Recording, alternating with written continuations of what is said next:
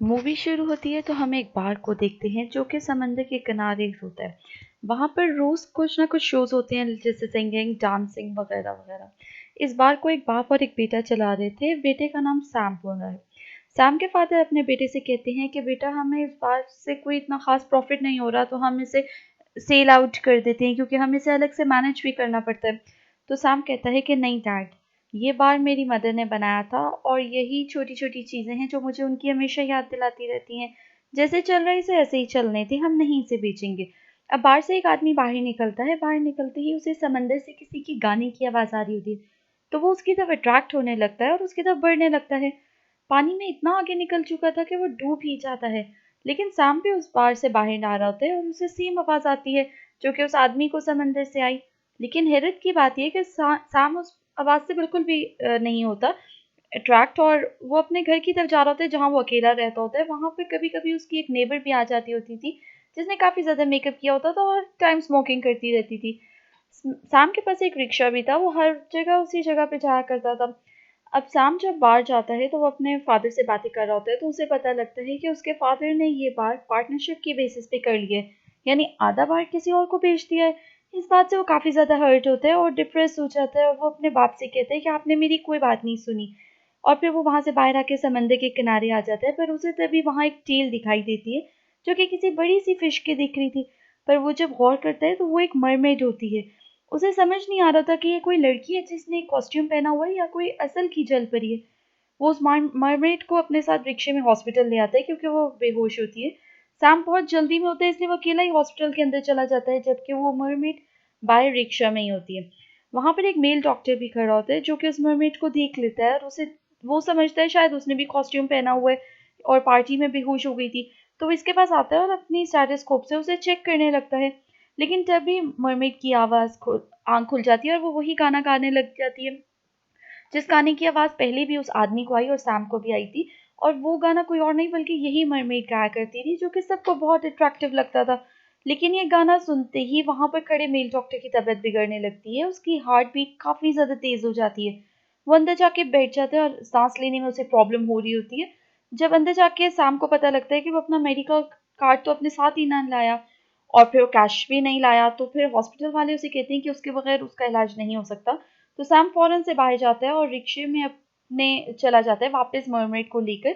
और इस दौरान मरमेड की टेल की स्किन और ब्लू कलर का ब्लड वहां गिर जाता है क्योंकि वो काफी ज्यादा जख्मी भी थी। इतनी देर में उस मेल डॉक्टर की वाइफ उसके पास आती है और कहती है कि आप परेशान ना हो, मैं आपको बचा लूंगी। इनफैक्ट वो भी एक डॉक्टर होती है, वो अब उन्हें सर्जरी रूम में ले जाती है।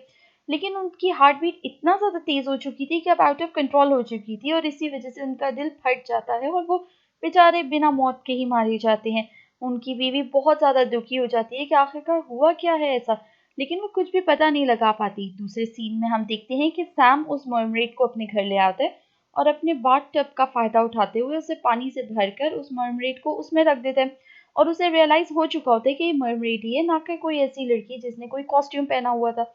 उसके बाद सैम खाना पकाने लगता है। इतनी देर में मरमेड को होश आ जाता है और होश आने पे वो वही गाना गाने लगती है जो कि वो पहले गाया करती थी। वो देखती है कि क्या सैम इसकी तरफ अट्रैक्ट हो रहा है। तो ये देखकर वो हैरान रह जाती है कि सैम को इससे जरा भी फर्क नहीं पड़ रहा। उसे ना गाना अच्छा लग रहा है ना बुरा लग रहा है, वो बल्कि इसे इग्नोर कर रही है। और ये बात मरमेड को बहुत इरिटेट करती है कि सारे लोगों को तो ये गाना अट्रैक्ट करती है पर सैम को क्यों नहीं फर्क पड़ रहा। कुछ देर बाद सैम खाना बना के ले आता है और उसके बाद उसको सुन भी रहा होता है गाना। लेकिन वो मरमेड के पास नहीं जा रहा होता क्योंकि अगर वो उसके पास जाएगा क्योंकि वो मारा जाता, और लेकिन उसको ये बात पता नहीं थी। फिर भी वो अट्रैक्ट नहीं हो रहा था। उसके बाद हम देखते हैं कि वो मरमेड के पास आता है और उसके लिए खाना लेकर आता है। फिर वो दोनों मिलके खाना खाते हैं और उसके बाद फिर मरमेड से बर्दाश्त नहीं हो पाता और वो उससे पूछ ही लेती है कि कौन सा गाना। तो मरमेड कहती है कि जो मैं गा रही थी। तो फिर वो कहती है कि नहीं, ये तो नॉर्मल गाना था। तो वो खैर उससे पूछती है कि क्या ये कौन सा गाना। तो वो कहती है कि क्या तुम्हारे दिल में कोई फीलिंग नहीं है। तो फिर उस पे क्या तुमने आज तक किसी के लिए कोई फील नहीं किया। तो फिर साम उसे कहता है कि नहीं, तुम गलत सोच रही हो। किया था मैंने भी प्यार, किसी लड़की से बहुत ज्यादा प्यार किया था। लेकिन वो मुझसे दूर हो गई तो उसके बाद मेरा अपना कोई भी ना रहा। और मैंने खुद से वादा किया था कि मैं दोबारा कभी भी प्यार नहीं करूंगा। और तब से अब तक मेरे दिल में कोई फीलिंग नहीं आई। लेकिन अभी इवन कि मैं किसी लड़की को भी देखता हूँ तो मेरा इतना भी दिल नहीं करता कि मैं उससे बात करूँ, और शायद यही वजह है कि इतनी सुरीली तुम्हारी आवाज़ होने के बावजूद मुझे तुम्हारा गाना ज़रा भी अट्रैक्ट नहीं कर रहा, क्योंकि मैं इसमें खुद इंटरेस्टेड नहीं हूँ। ये सारी चीज़ अपने हाथ में होती है। बातें सुन के मरमेड को काफ़ी हैरानी होती है और स्ट्रेंज लगती हैं, और फिर बात बदल के कहती है कि तुम मुझे छोटी सी बार टब में रखे हुए हो, तुम जानते हो कि मैं समंदर में रहती हूँ। और उसके बाद हम नेक्स्ट सीन में देखते हैं कि सैम ये बात कह रहा है कि हाँ, मैं फ़ील कर चुका हूँ कि तुम असली मरमेड हो। ख़ैर उसके बाद फिर मरमेड कहती है कि मैं 2 दिन से ज़्यादा इस बार में नहीं रह सकती। सैम कहता है कि 2 दिन तक मैं तुम्हें रहने भी नहीं दूँगा, जैसे ही तुम ठीक हो जाओगी मैं तुम्हें छोड़ आऊँगा। अब दूसरी तरफ हम देखते हैं कि जो मेल डॉक्टर मरा था वो काफ़ी ज़्यादा उसकी वाइफ़ परेशान होती है कि ऐसे मेरा शौहर कैसे मर सकता है, और फिर उसका पोस्टमार्टम करती है, जिससे उसे पता लगता है कि कुछ पॉइज़नस गैसेज़ उसने इन्हेल की थी, और वो ऐसी ही गैसेज़ थी जैसे समंदर की तह में पाई जाती हैं। अब फिर वो जब काउंटर पे जाती है तो वो वहाँ पर उसे पता लगता है सैम का, और फिर वो अपनी जो डायरी भूल गया होता है सैम अपनी मदर की, तो वो उस लेडी डॉक्टर को मिल जाती है। वो डायरी सैम डॉक्टर की बहुत ज़्यादा फेवरेट डायरी थी और हमेशा अपने पास रखता था। उसके बाद वो जब बाहर आती है तो देखती है कि ज़मीन पे कुछ ब्लू कलर का लिक्विड गिरा हुआ है, और उसे पता लगता है कि है ये ब्लड ही, क्योंकि इसमें ब्लड सेल्स हैं, लेकिन उसे समझ नहीं आता कि ये ब्लू कलर का क्यों है। तो वो हैरान हो जाती है। इतनी देर में शाम को याद आता है कि उसकी डायरी वहीं पर रह गई, और फिर वो भागता हुआ जाता है। इतनी देर में घर में मरमेड अकेली होती है और बाथटब में होती है, तभी उसकी नेबर वहाँ पर उसके पास आ जाती है कि ताकि वो अकेला ना फ़ील करे। उसे इवन ये भी नहीं पता होता कि ये मरमेड है और लड़की नहीं। खैर वो मरमेड उससे पूछती है कि क्या आखिर ये सैम है कौन? क्या तुम इसकी मुझे हिस्ट्री बता सकते हो? क्योंकि उसे काफ़ी ज़्यादा हैरानी थी कि क्यों उसका सॉन्ग सैम को अट्रैक्ट नहीं कर रहा था। सैम के नेबर को तो पहले ही शौक था स्टोरी सुनाने का, तो वो स्टोरी सुनाने लगती है सैम को। वो बताती है कि जब सैम की मदर की डेथ हुई तो वो बहुत ज़्यादा छोटा था और किसी से बात नहीं किया करता था। उसमें किसी पे ट्रस्ट नहीं था। पर जैसे ही वो थोड़ा बड़ा हुआ उसकी लाइफ में एक लड़की आई, सैम ने हर बात उससे शेयर की, ट्रस्ट करना शुरू किया। लेकिन वो लड़की सैम को छोड़ के चली गई, जिसकी वजह से उसका ट्रस्ट टूट गया और आज तक नहीं जुड़ सका। तो मरमेड उस औरत को कहती है कि मैंने भी छोटे हुए अपनी मदर को खो दिया था। उसे सैम पे तरस आने लगता है, क्योंकि वो जानती थी कि छोटी उम्र में पेरेंट्स को खो देना कितने दुख वाली बात होती है। अब वो नेबर ये सब कुछ बता के वहां से चली जाती है, लेकिन अपने सिगरेट और लाइटर वहीं पर छोड़ जाती है।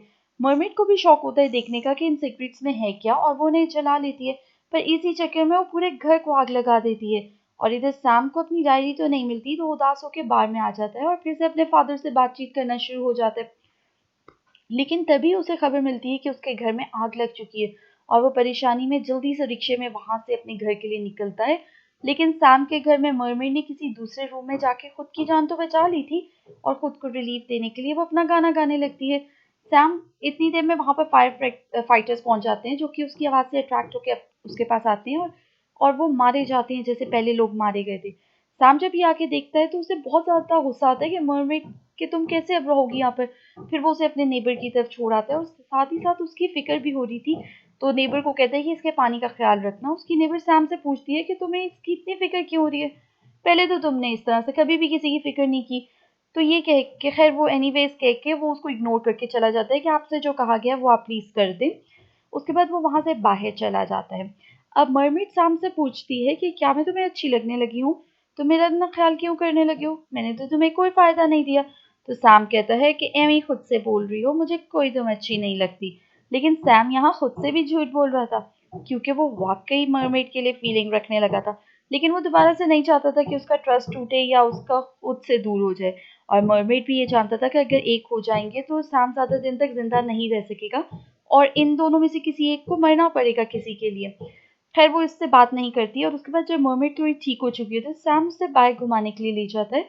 उसके साथ गाने गाता है, डांस करता है, वो काफी ज्यादा इंजॉय करते हैं।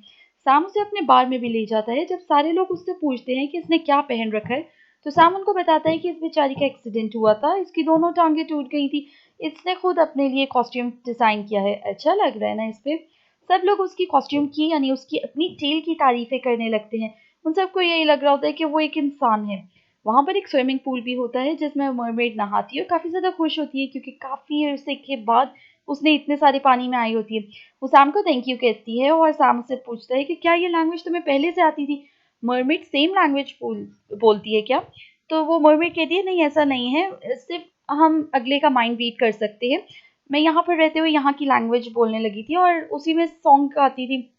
सैम उससे पूछता है कि क्यों तुम्हारा गाना सुन के लोग मर जाते हैं। फिर वो बताती है कि हमारे गाने में कुछ रेस होती है जो किसी को दिखती नहीं, लेकिन वो हमारी प्रोटेक्शन करती है। जो भी हमारा इंसान नज़दीक आने लगता है उस वो मारा जाता है। लेकिन मुझे हैरानी है कि तुम में कोई फीलिंग नहीं आई। लेकिन अच्छी बात है, ताकि तुम जिंदा तो हो एटलीस्ट और मेरे साथ हो। सैम भी इस बात से काफी ज्यादा खुश था कि मरमेड उसके साथ है।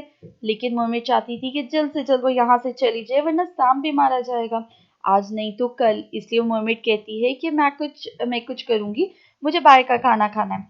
और फिर सैम जब बाहर से खाना खाने लेने जाता है तो उसी नेबर को बुलाती है और उसे कहती है कि प्लीज मुझे आप समंदर में वापस छोड़ आए, मैं अपने घर वापस जाना चाहती हूँ।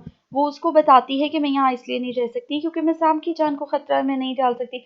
और साथ ही वो इमोशनल हो जाती है और रोने लगती है। यहाँ हम देखते हैं कि उसकी आंखों से आंसू नहीं बल्कि पर्ल्स गिर रहे होते हैं, और यही मरमेड की खासियत होती है। अब दूसरी तरफ हम हॉस्पिटल में देखते हैं कि जो लेडी डॉक्टर होती है वो उसी ब्लड पे इन्वेस्टिगेशन कर रही होती है और उसे पता लग जाता है कि ये खून है लेकिन इंसान का नहीं है। तो उसे कुछ अजीब सी फीलिंग होने लगती है और वो और रिसर्च करके पता लगाती है कि उस रात सैम यहाँ पर आया था। फिर वो उसके घर पहुंच जाती है। सैम जब खाना वगैरह लेकर वहां आता है तो वो लेडी डॉक्टर वहां पर होती है, उसके बाथटब के पास खड़ी होती है, लेकिन वहां मरमेड नहीं होती। वो देखकर ये बहुत ज्यादा परेशान हो जाता है और यहाँ पर उसका दिल पहली बार जोर से धड़कता है। यहाँ पर उसके साथ भी वैसा ही होता है जैसे दूसरे लोगों के साथ हुआ था, उसे हार्ट अटैक हो जाता है। असल में मरमेड अपने घर नहीं गई थी, बल्कि ये लेडी डॉक्टर उसे उठा के हॉस्पिटल ले आई थी ताकि इस पर रिसर्च कर सके, एक्सपेरिमेंट्स कर सके। लेकिन साथ ही एक लड़का होता है, वो उसे कहता है कि लेडी डॉक्टर हम इस पर एक्सपेरिमेंट्स नहीं करने चाहिए, इससे इसकी जान भी जा सकती है और ये आखिरी मरमेड है जो जिंदा है, तो इस वजह से हमें इसे वापस छोड़ आना चाहिए। लेकिन वो लेडी डॉक्टर अपनी शौहर की मौत का बदला लेना चाहती है। तभी वहां पर वो नेबर आती है मास्क पहने हुए और किसी तरह से उस लेडी डॉक्टर को टैकल करके किसी और वार्ड में ले आती है।